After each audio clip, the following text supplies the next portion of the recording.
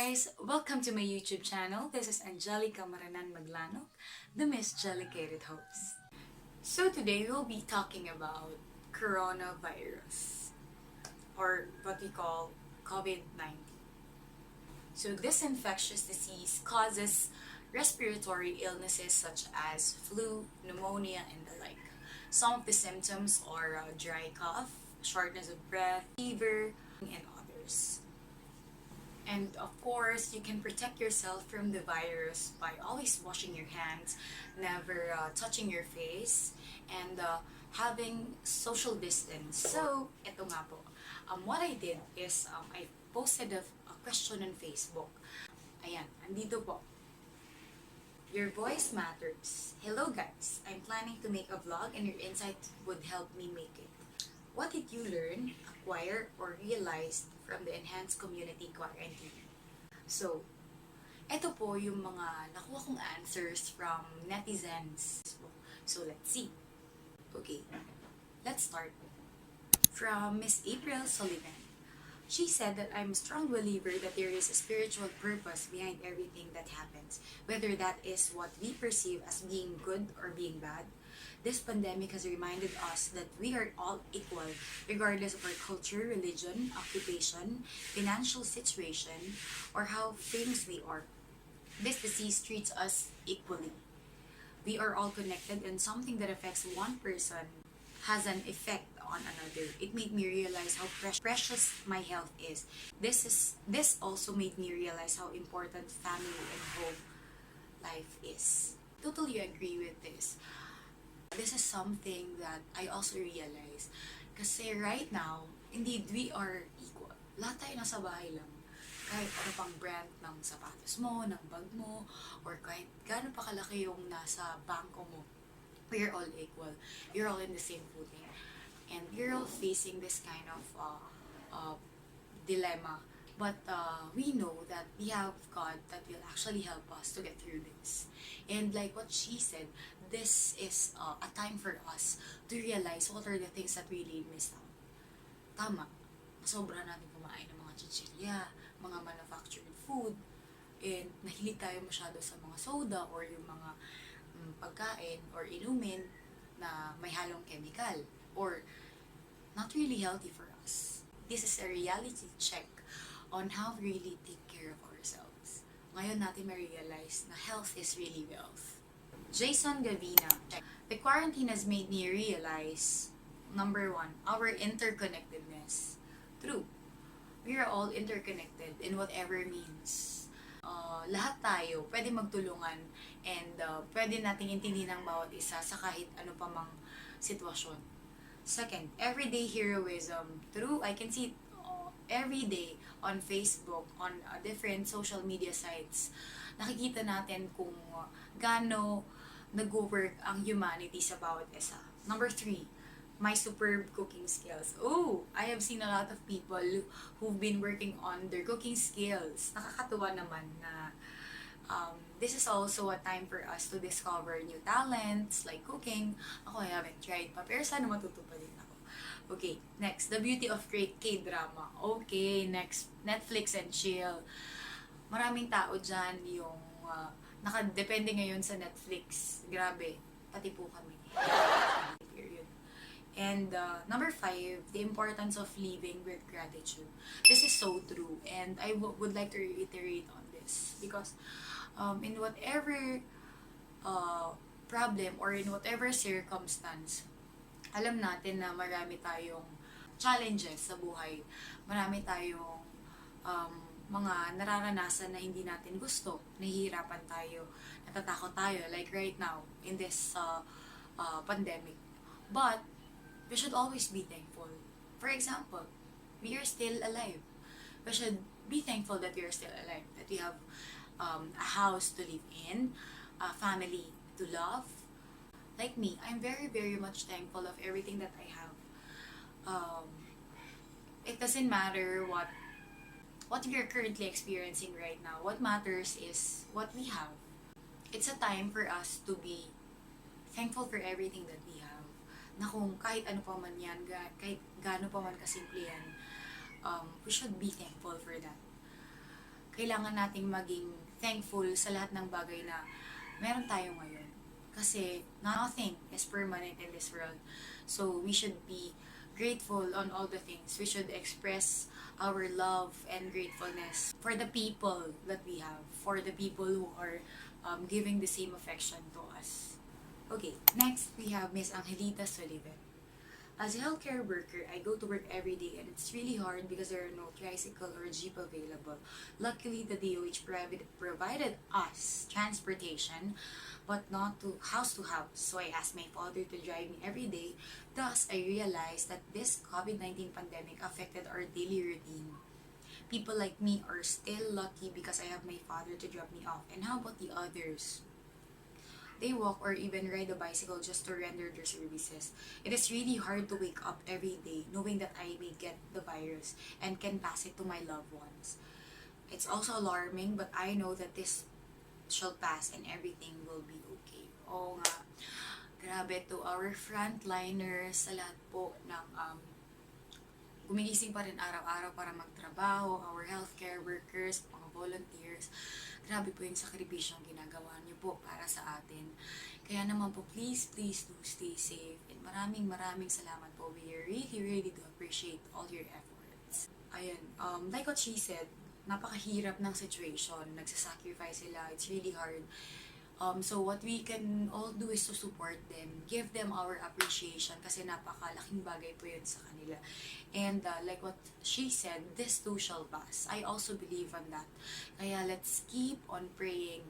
Guys, please. Sir Richard Kabungan Noses.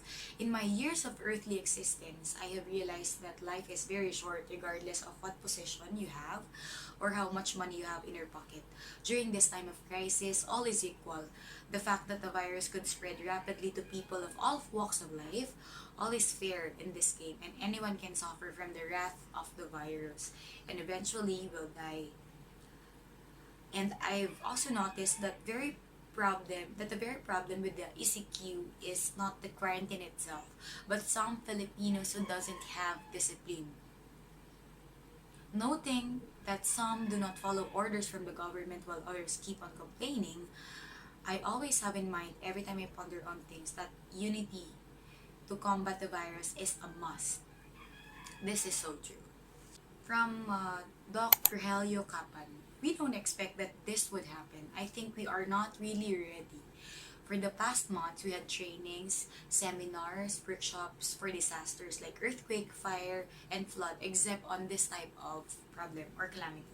I actually agree on this, especially us here in the Philippines, kasi nga po, kulang po ang ating mga kagamitan para masustain yung mga needs natin as to health.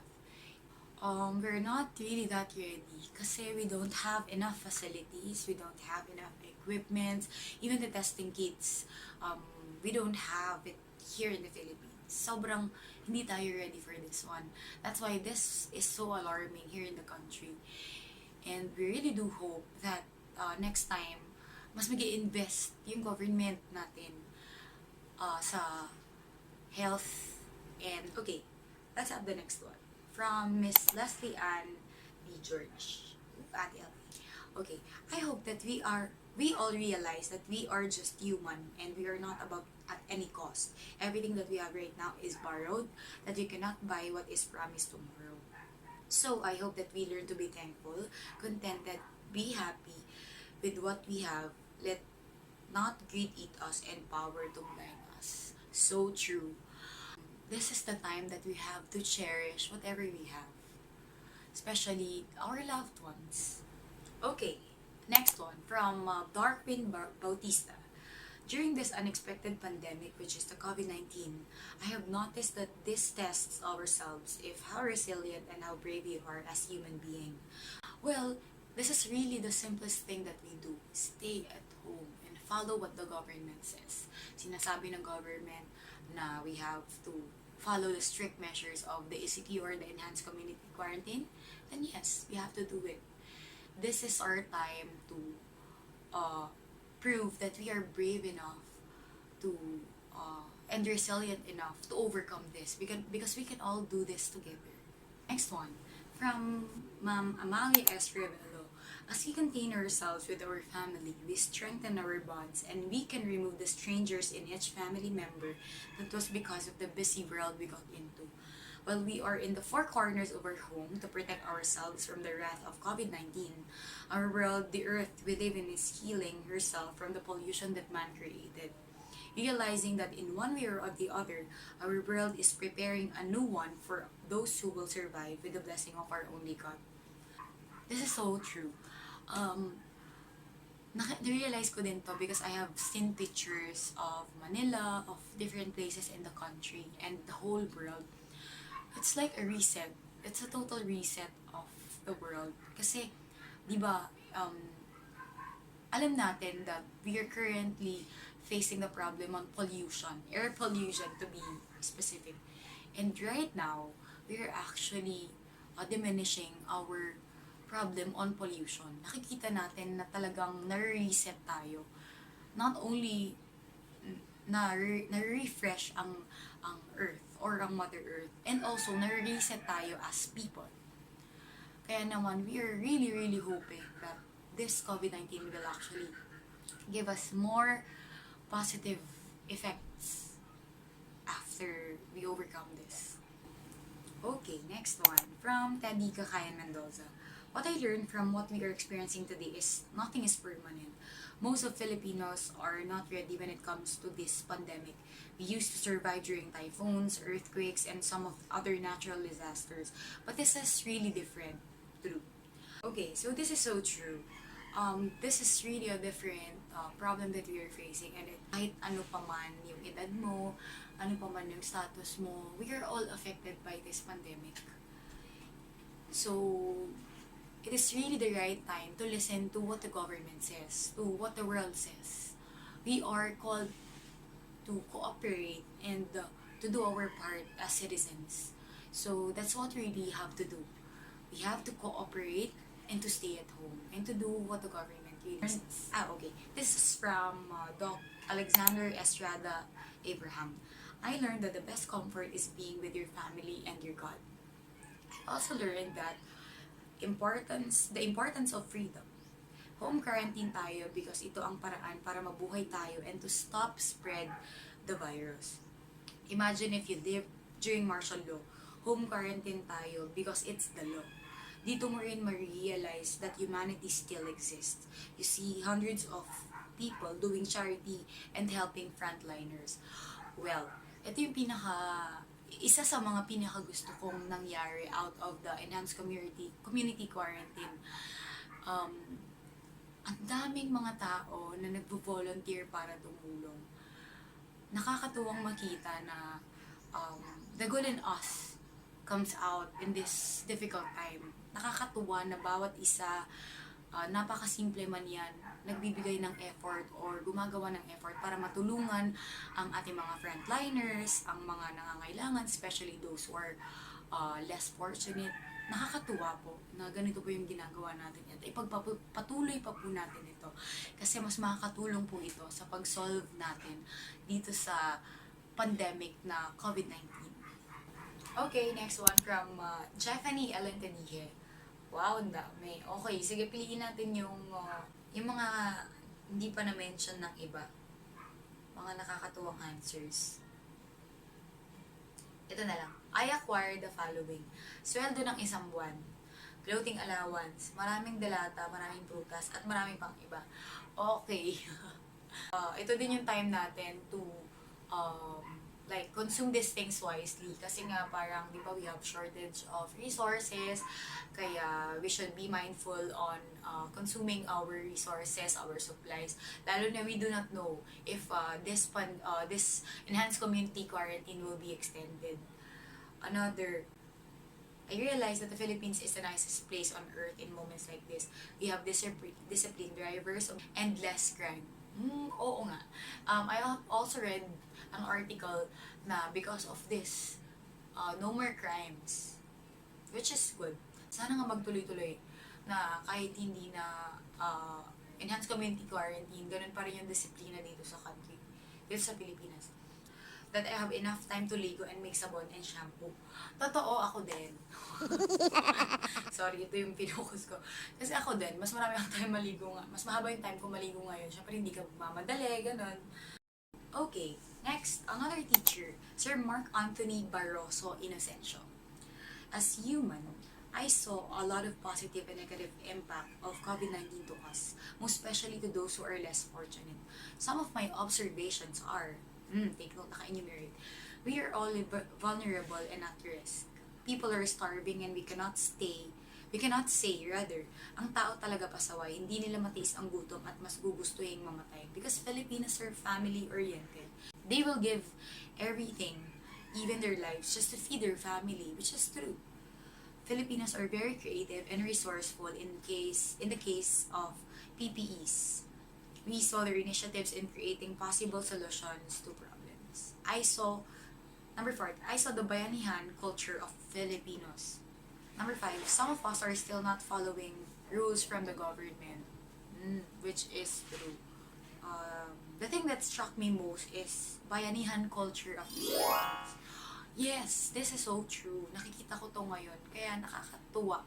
And there is really hope when you see people doing their part as citizens of our country, as people of the world.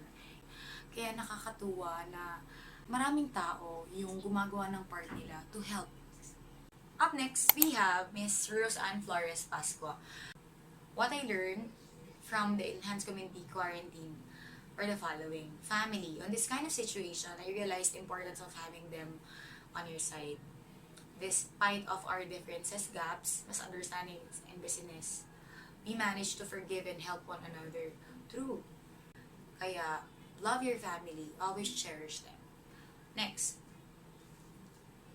God, we might panic and rattle because of what is happening right now, but one thing I learned is to never forget that we have Him.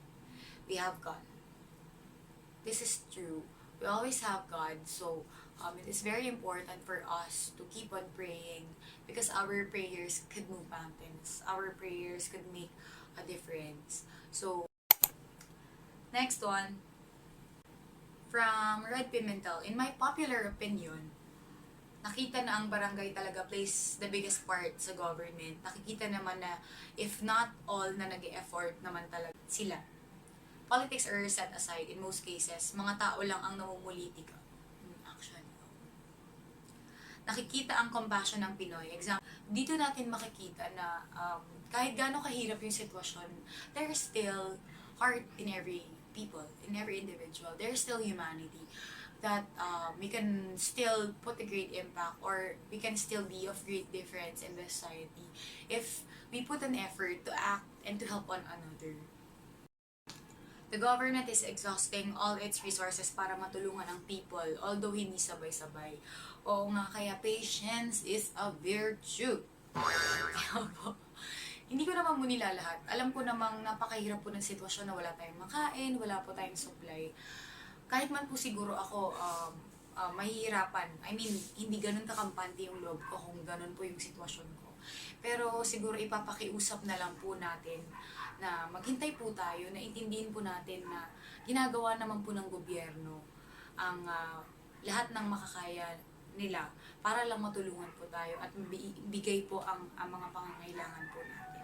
Sa lahat po ng mga frontliners, simpleng thank you lang po. Sobrang nakakataba na po yan sa puso ng ating mga frontliners.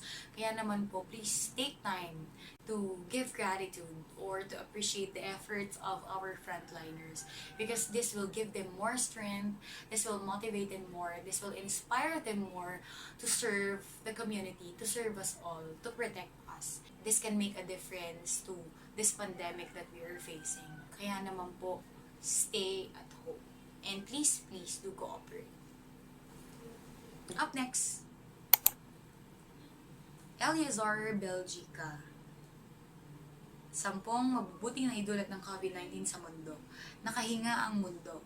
Sabi ng scientist nung pinitsura nila sa satellite, maraming planta ang nagsara dahil sa binubugang maitim na usok. Whoa, this one's good. Maraming naglinis ng paligid, general cleaning, totoo. Natutong mag-ingat ang mga tao sa kalusugan. Bonding sa pamilya, correct?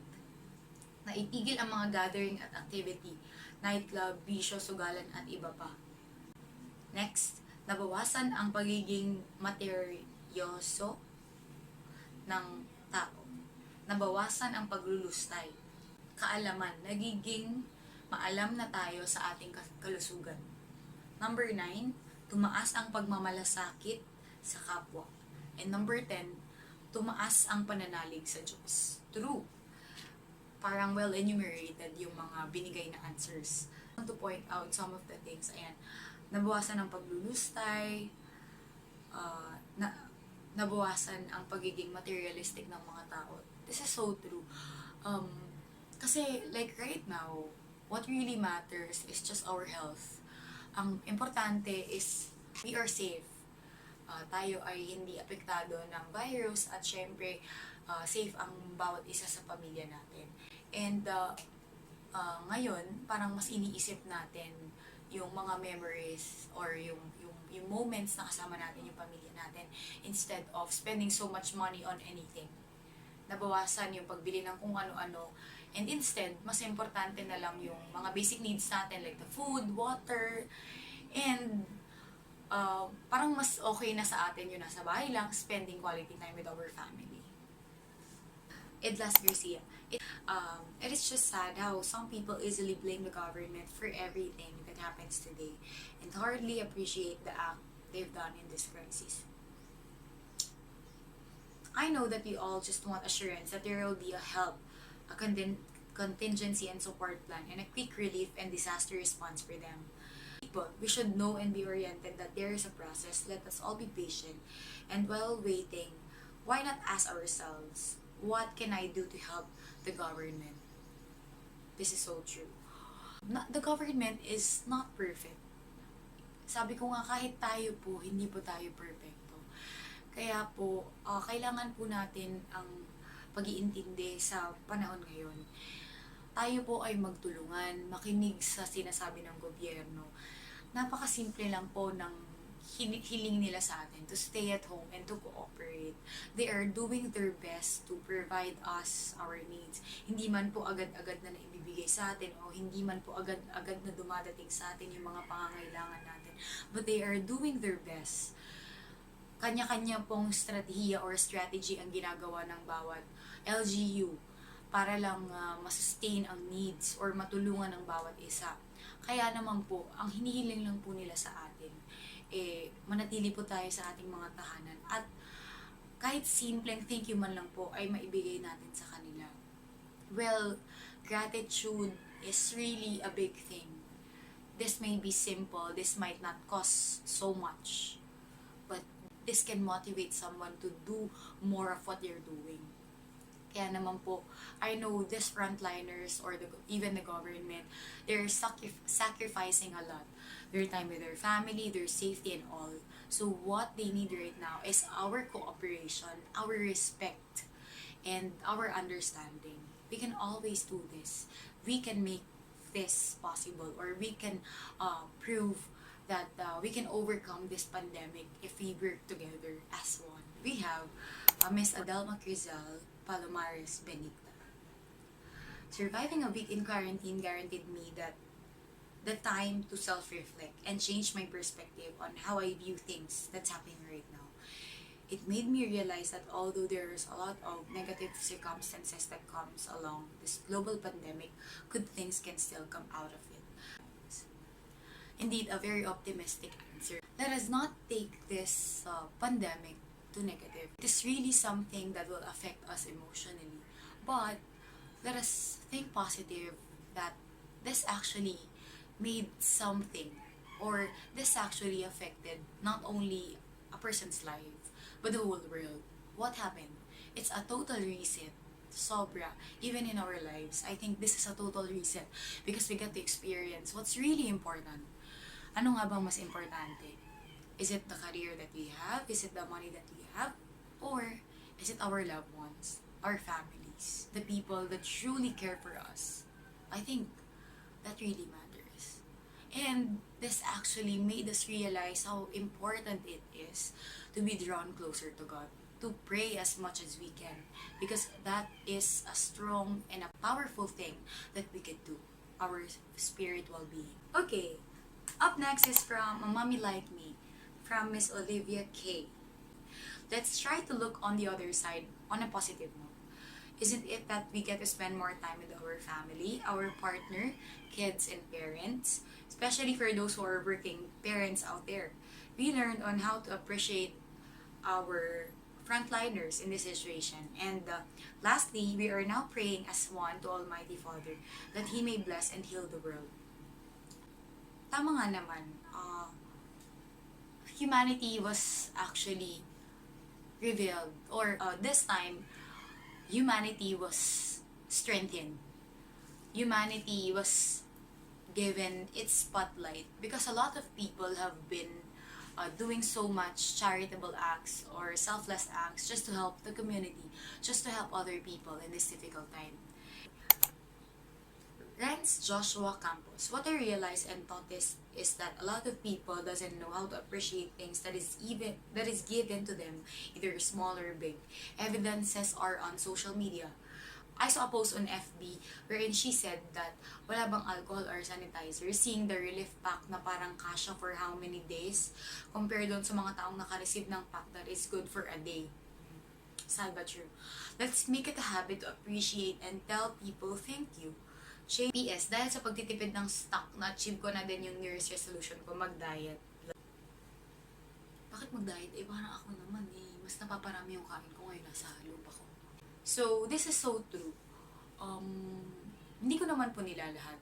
Pero, marami po sa atin yung ang dami po nating complaints. I know that complaining or giving our opinions is normal. And it is alright. But we should also learn how to appreciate. We can give our insights about something, but at least say thank you or appreciate the things that other people do for us. Okay, another teacher, Sir Carl John Albinado Pagayonan.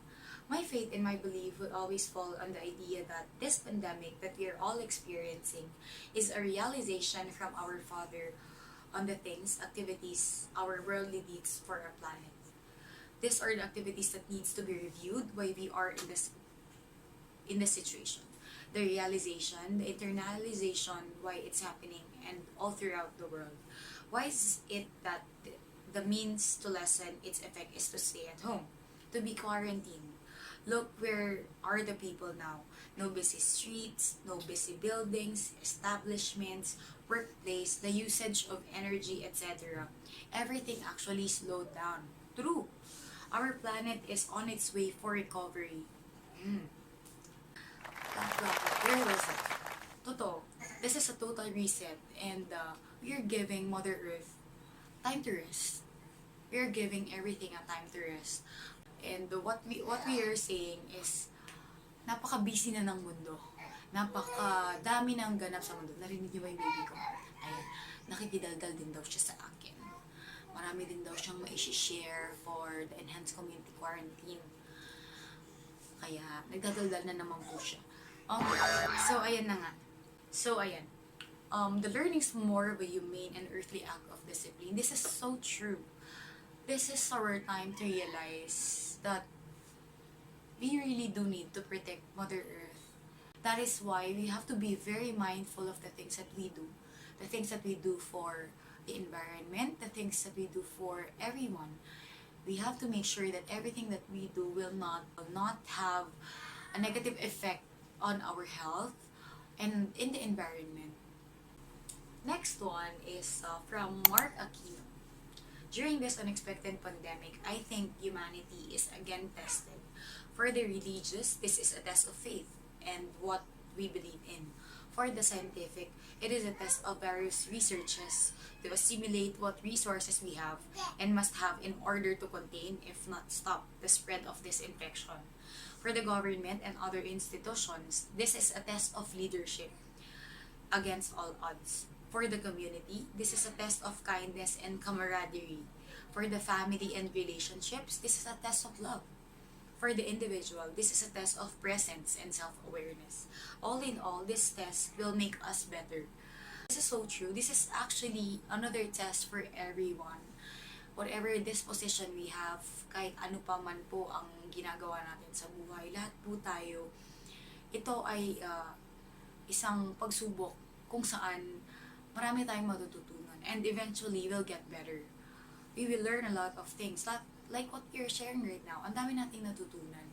And these are the salient parts of this experience. So, even if we call this as a difficulty, there are still things that you could think of that will make this one a positive thing. Kasi if we have a positive outlook on this, then eventually everything will fall into its right place, right? Okay. Ma'am Joy Ann. Some people still lack the needed self-discipline to abide with prescribed protocols to control the rapid spread of the virus. Number 2, there is a significant imbalance of resources in our country. Resources of the consumers to acquire products and availability of resources to be acquired. This is so true. Kaya naman po, nahihirapan tayo to sustain the needs of the people as soon as possible, because in the first place, this was not a priority, or hindi talaga tayo prepared. Kaya naman, we do hope that in the future, mapagtuunan ng pansin yung mga pangangailangan ng country natin, and yung availability po ng resources natin. Para naman po, once we get to experience another problem, that sana naman po we have available resources on hand. Next, on the positive side, the eLyu has provided us with the opportunity to be together with our families, to rekindle old ties. This is so true. Even in times of crisis, we have full of funny ideas and can still be able to crack jokes in social media about COVID-19. Correct. Ayan, yan naman po yung nakakatuwa naman kahit paano sa mga Pilipino na kahit we are in the middle of crisis, we still try our best to take things on a lighter note. Hindi naman po sa dinidisregard natin, but we're just trying to calm ourselves, to divert things on a lighter perspective. Okay, so that's it. Yun po yung mga comments, mga answers na ibinigay po ng ating mga netizens sa ating katanungan. What are the things that you realized, learned, or acquired during the enhanced community quarantine caused by the COVID-19 pandemic? Thank you sa lahat ng mga nag-answer. Your answers are truly appreciated. Napaka-insightful. Ako mismo, ang dami ko natutunan. Nakaka-inspire and nakakatuwa na ang daming masishare ng bawat isa sa ating experience dahil sa COVID-19. So based from the answers given by our netizens, I have constructed positive effects of the enhanced community quarantine. If you have more, then you may comment it down, okay, sa aking video. So here are the positive effects. Quality time with the family. So we have to make sure that we spend it wisely. Hindi po sa lahat ng oras ganito kahaba yung oras natin with the family, especially sa mga tulad naming adults na we are working, sa mga bata naman na they study in school. Kaya we have to cherish it most. Like me, I get to spend more time with my baby and my husband. And napaka-priceless na mga moments na to, kaya kailangan nating i-cherish. Next, we learn to pray more often. And also, we are drawn closer to God. Kaya naman, we have to continuously pray and to continuously keep our faith in everything that He does. Because God knows everything that's best for us. Next, service to humanity. This one is close to my heart. Kasi nga, JCI. But it rekindles the volunteerism in my heart. Nakakatuwang makita yung mga tao na nagbibigay ng effort or gumagawa ng mga simpleng effort para man lang makatulong. Nagbibigay ng pagkain sa mga frontliners natin, tumutulong sa pag-repack, tumutulong na maging frontliner, and kahit ano pa pong bagay na ginagawa natin just to help the government, just to help the community. Napapatunayan natin na even that we are facing this kind of downfall, we do our part to volunteer, to help the community get over it, to overcome this. We can make this possible. Next, rest for Mother Earth. I have seen a lot of pictures. Napakaganda na po ng view sa Manila, hindi na po polluted. Kasi nga, di ba, parang it's a really busy city, it's a really busy area. Kaya parang hindi na nakikita yung mga bundok or neighboring provinces. And puro usok na lang po yung nakikita natin doon. Ngayon, nakikita na po natin. Napakaganda po ng mga pinupost na pictures online. Kaya makikita natin na nababawasan yung pollution. Not only here, but around the world. Kaya siguro, this is really a total reset for us and a rest for Mother Earth. Another one, we could clean the house. Totoo. Mas nalilinisan natin ngayon at mas sinisigurado natin malinis ang bahay. Dahil pag malinis ang bahay, mas may iwasan natin ang virus. Next, we get to read more books. Yung mga iba, nakikita ko napakarami na nilang nabasang mga libro. At syempre, when we get to read more books, we learn more. And that's a good thing, right? Next, home workout. Yan, ang dami ko din nakikita na pwede nang maging gym instructor. Napakadaming videos ng kanilang mga do-it-yourself home workout. At feel ko after the enhanced community quarantine, puro na kayo may abs, char. Green thumb execution. So, marami dito yung mahilig magtanim. Marami din dito yung ngayon nila na-discover na kaya pala nila magtanim. So, ayan, di ba? May mga nadidiscover tayong mga mga pwede pa nating gawin. And another one, yan, related din doon. We discover hidden talents. So, ano nga ba yung mga hidden talents na nadidiscover natin? Ito yung mga nakikita ko lang po online yung mga nakikita ko sa Facebook, sa TikTok, sa Instagram, at kung ano pang mga posts. Number 1, cooking. Ang dami na pong chef. Iba't ibang mga nakakatakam na mga luto yung mga nakikita ko. Very good tayo dyan. Pangalawa, dancing. Saan ba natin nakita yung dancing? TikTok. Dami pong mga nadidiscover. Magagaling sumayaw. Ngayon, dahil wala pa tayong ginagawa masyado. So, ayan, we showcase our talents in dancing. Ano pa ba? Singing. Acting. O, diba? So, yan po yung mga nakikita ko sa TikTok. Pagpasensya nyo na. TikToker mo. So, yan yung mga nakikita ko. Not only yung TikTok pala, even on Facebook, na we're exploring on different things habang we have ample time to do it. And others have been painting. Ayan. Next, more time to rediscover ourselves. More time to reflect. This is so true. Meron tayong time of solitude. We get to think. We get to reflect so much. Kaya we rediscover things about ourselves. We learn more things about ourselves that will actually make us better individuals. Generally, for me, this is a total reset for everyone. Reset sa ating buhay, reset sa community, reset sa buong mundo. This is a reset for us. We can make things better if we start now. So what we have to do right now is to contemplate on the things that we have. What are the things that really matters? This pandemic may serve as a very scary or very traumatic circumstance in our lives. But this will also serve as a learning experience for us. So let's focus on the good side of everything. Let's focus on what positive things it can do to our lives. Let's keep on praying in the nearest future. Yeah. As we continuously pray, as we do our part, we stay at home, follow the government, we can all make a difference.